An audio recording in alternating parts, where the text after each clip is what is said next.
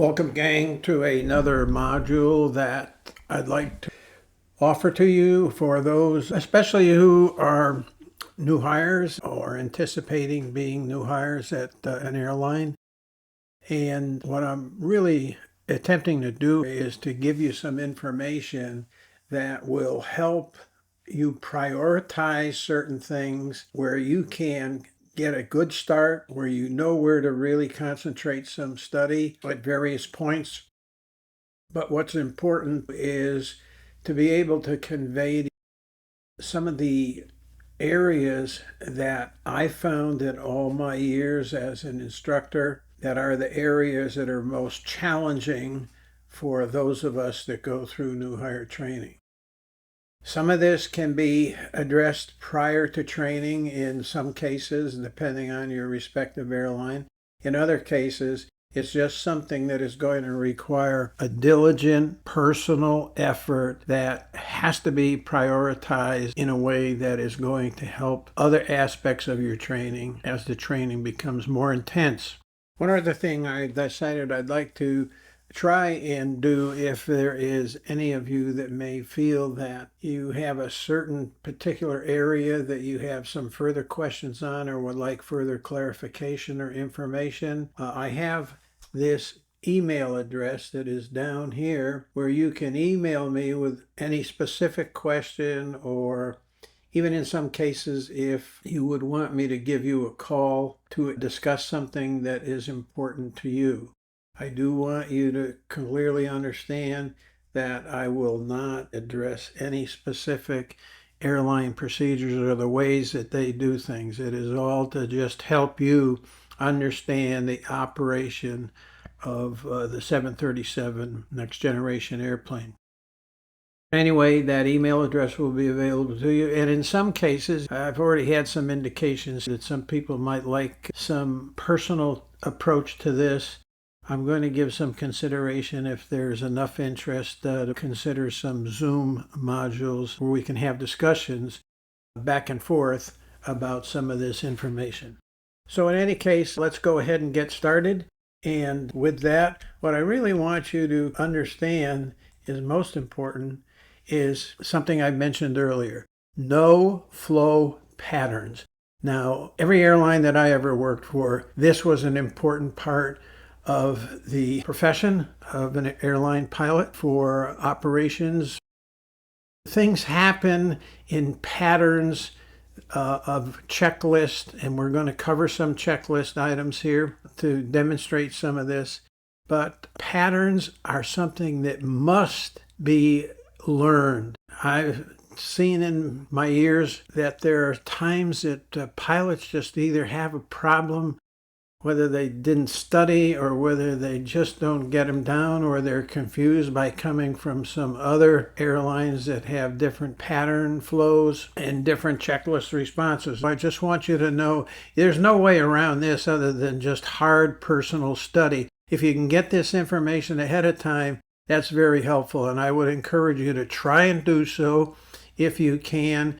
And by the time you start your training, make sure that put yourself to some good study with that. The other thing is, in the early part of training, you're involved with some areas that maybe allow you to spend some time studying on your own, and that would be in an evening. No normal checklist response. Maybe that seems like that's just a given that happened, that it from you had say of learning way of maybe knowing some new checklist responses. Again, just study hard. There's no other way around it other than knowing those responses and studying them. Spend some time on it. Now, one thing we're going to cover in this module here is know the QRC structure. That is an important abnormal checklist that you really need to know how it's set up, how it is operated, and your airline is going to have specific procedures on that. But knowing how to quickly access information there sometimes is confusing, and you're going to have to spend some time, and I'll spend a little time in this module here helping you understand that structure and how to use it. but your company procedures will be pretty specific on how you would use a checklist and the QRC checklist. I bring up here now the use of the normal checklist. What we'll cover at this point is a normal checklist. Now, I'm sure many of you are probably thinking, well, what's the big deal about using a normal checklist, the routine checklist that you're going to use day in and day out, flight in and flight out?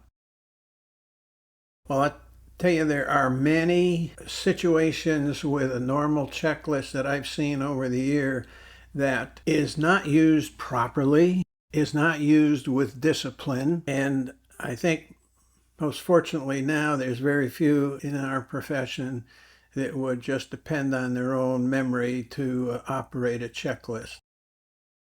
There's a lot of nuances to this that I really do want to cover, and I will tell you, as someone who, again, as an instructor, I've seen a lot of effort that had to be made to develop a discipline to properly use a checklist. And as someone who has done a fair amount of LOSA work observing normal line operations, I can tell you that when you are in a situation of a 3 and a 4 day trip, and if you're especially in a situation with an airline where you may be doing 3 or 4 legs at a time, and you become very confident in your ability and your knowledge, you'd be surprised at how often not verifying items being in the proper position when checklists are read, how prevalent that is, even among good crews. There's no way around this other than to force yourself to have a discipline and some techniques which I will cover for good checklist discipline. And it's just something that really needs a concerted effort to verify things. Now, every airline that I have been associated with, and I'm sure any airline that you will be involved in, will always emphasize verifying items that are read on a checklist. And I can tell you that that is an area that becomes very challenging for competent crews and when you're first learning, and I'll cover some of those techniques with you. Now, most checklists in this endeavor are challenge response. In other words, in most cases, you're going to have things that you do ahead of time, flow patterns that you'll conduct ahead of time, putting switches in position or verifying things. And then what you're going to do is use the checklist to challenge the other pilot and yourself. And that's one thing I want to emphasize.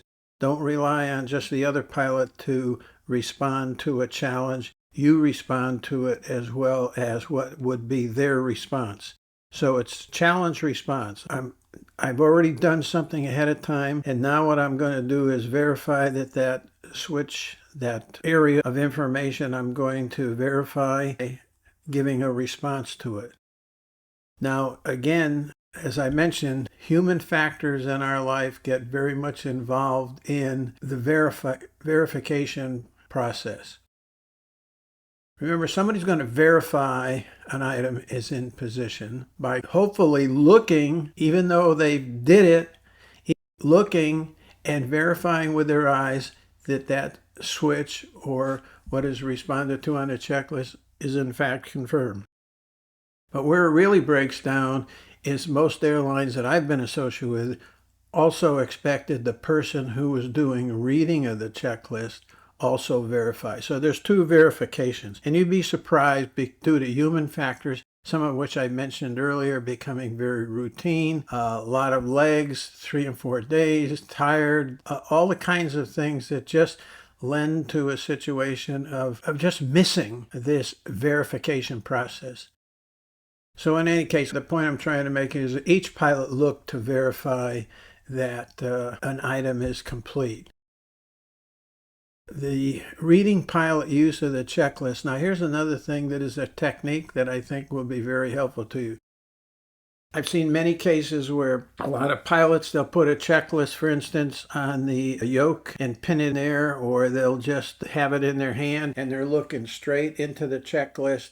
They read an item, they get a response, but they never look to see that they're verifying that response. My suggestion is to have the checklist in your hand. If items that are being challenged are on the overhead panel, just take that checklist and move it over to up and to your right or left from where you are. And I have it reminding me to look at the switch myself. If it's down there on the instrument panel, have it near the area of the item that you call is going to be verified.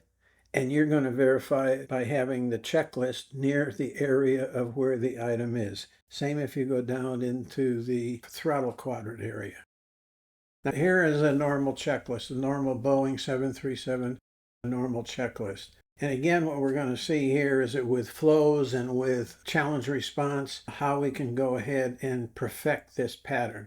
Now, one of the areas, all of these areas here, for most of these areas here, something would be done prior, but I'm going to take this before taxi, because after you start the engines and you get the aircraft set up to taxi, all these items are going to be executed with an action and then verified. So what I want you to understand is that there is a flow associated with this, and most airlines that I've ever been associated with, you go ahead and do all these items, and then a captain, in most cases, would call for the before taxi checklist. And now these items are going to be read and verified. But I've already done it. So here is where flows, this shows an example of where flows are part of the operating procedure of a crew, and where a checklist, normal checklist, is going to have these items executed. And then what I'm going to do is read a checklist and verify that those items have been complete.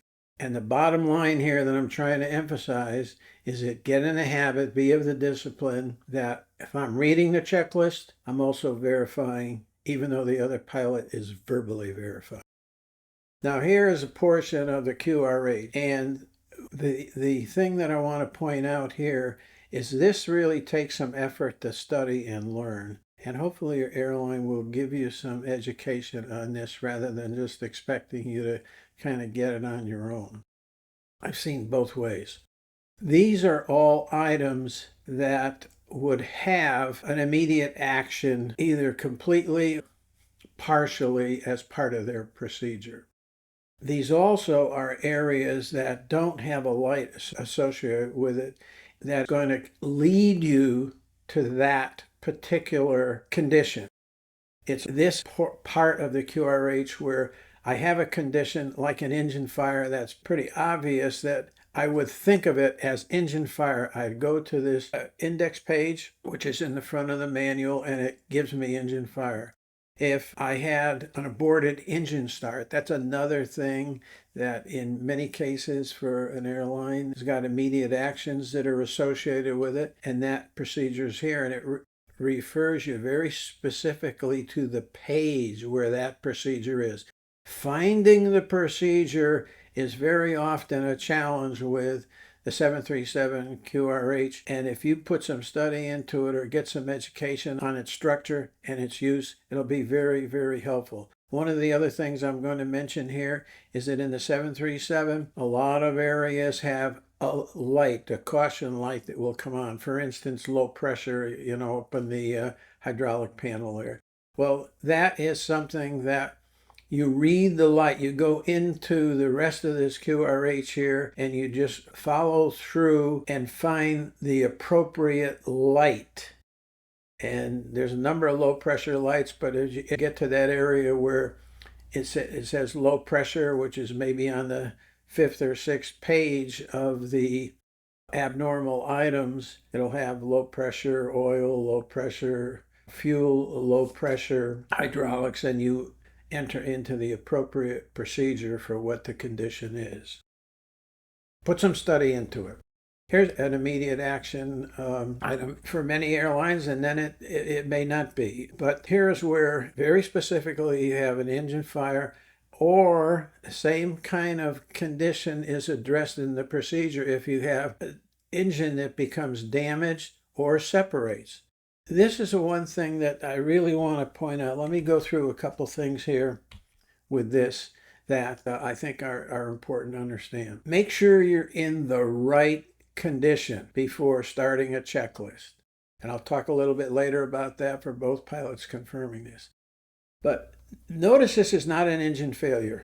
At least in the Boeing, an engine failure is distinct from this condition of some kind of engine that seizes or has other kind of damage or falls off the aircraft, which is kind of rare. But notice a condition, it explains a condition here. One or more of these occur. An engine fire warning. Well, that's going to be pretty obvious, and I know that. I've got a bell and a light. Airframe vibration with abnormal engine indication. There's a lot of different things that can be abnormal indications. Airframe vibrations, for instance, where are we going to see if an engine has a vibration going on? You got to know some of these things and know, for instance, that engine seizures, where you may have the aircraft have a loss of N1, N2 versus a windmilling condition, that's an abnormal engine procedure, and that's when this checklist would apply. Now, I'm not going to go into the specifics of reading this particular checklist, but you do notice that this checklist is forcing both pilots to get involved in the actions. It's not going to be one pilot that will be doing the action. It's going to be both pilots being totally involved in the actions. That has some aspects to it that I wish I'd had time to cover here, but I'm not going to. But both pilots are going to confirm that somebody's hand is on the proper thrust lever. And then when that's confirmed, you'd close it. So anyway, we can get into a number of details on the use of this checklist, but I'm not going to at this point. Now, anytime you have an abnormal or an emergency, I would really like to encourage you to get the autopilot on, because the autopilot frees you up to have good total situational awareness to the conditions. That'd be both of you. Both pilots confirm and agree on what the root problem is.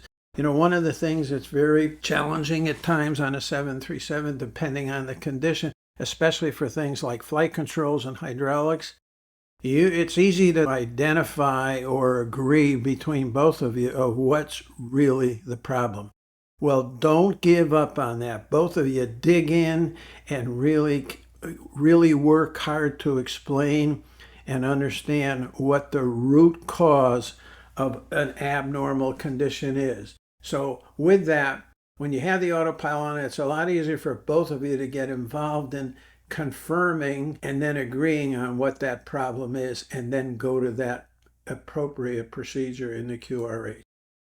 And the other thing I want to cover is before you start the use of the checklist, where you're reading the checklist, this is most important. And I can tell you that, my gosh, the times that I've done this, the times I've seen others not confirm who's flying the airplane. Now, there's some conditions where you just assume the person that is flying the airplane, they're going to fly. In other situations, it may be more advantageous, depending on where a lot of the action is going to be in using the checklist and operating switches. It may be better for one side or the other. And then in some conditions, generally at captain's discretion, he'll decide whether he would like to fly the aircraft and have you as a first officer or a co-pilot handle the reading of the checklist and the operation of the checklist. Or he may decide that if he's going to have to do a lot of outside coordinating with doing things too, he will fly the airplane. But in any case, it should be very clear among both of you before you start reading a checklist who is responsible for flying the aircraft while you're doing the checklist items. And use your company protocol and verification process for how you operate switch positions and how you operate. Anyway, gang, this is going to be the end of this particular session. I know sometimes you maybe think this doesn't seem to have too much importance to new hire training.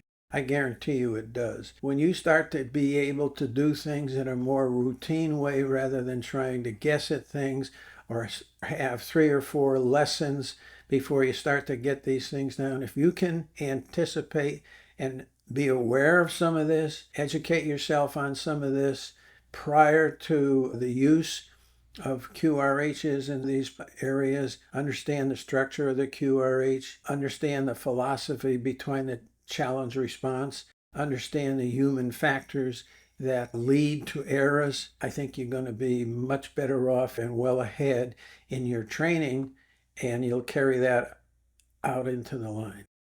God bless you all, and good flying.